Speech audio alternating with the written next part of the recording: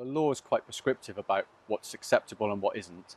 So if you have a handheld mobile phone, as in you're holding it in your hand and using it while you're driving, then that is an offence and you will be prosecuted. Now, if you're stopped in a traffic jam or you're stopped at a red light, some people think that's an opportunity to catch up on messages or make calls. The law actually is quite prescriptive around that activity as well, and that is included in the offence.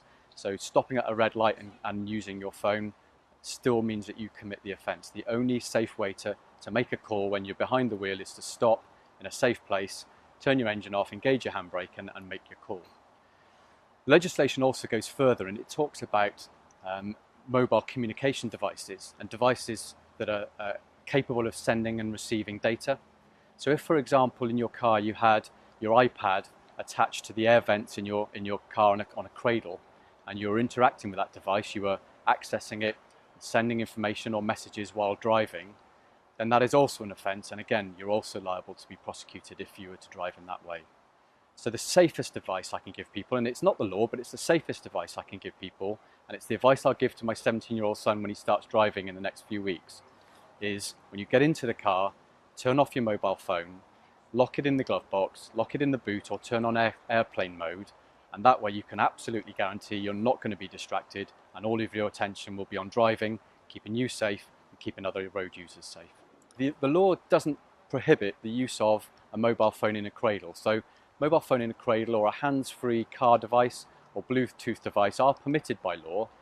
What your viewers will need to be careful of is that if they are driving a car and they are not in proper control or they're distracted by the device, which could happen if a phone is in a cradle or if they're using the hands-free device, or indeed if they're eating behind the wheel or changing a CD, for example, then they commit a different offence of not being in proper control of that vehicle, and that's still just as serious, and the consequences of driving while not in proper control or while distracted can be equally devastating for them, their family, or for other people's families who are using the road as well.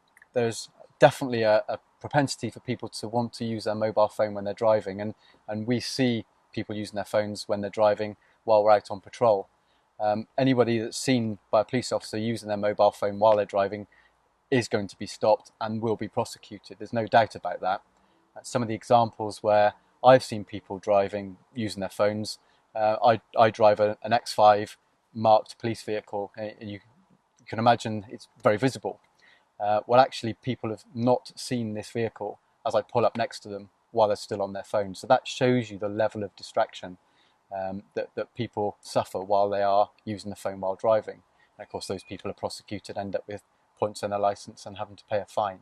So it's a really serious business we're talking about. And if you take it to its extreme and you're involved in a serious collision where somebody is hurt, or in the worst case scenario, somebody loses their life, you can expect that your phone will be looked at by the police, the data on your phone will be downloaded, and we will check to see if it was being used at the time, whether to make a call, to send a text message, or to gain access to the internet. And if that is the case, then you can expect to receive a custodial sentence if you are found to be at fault.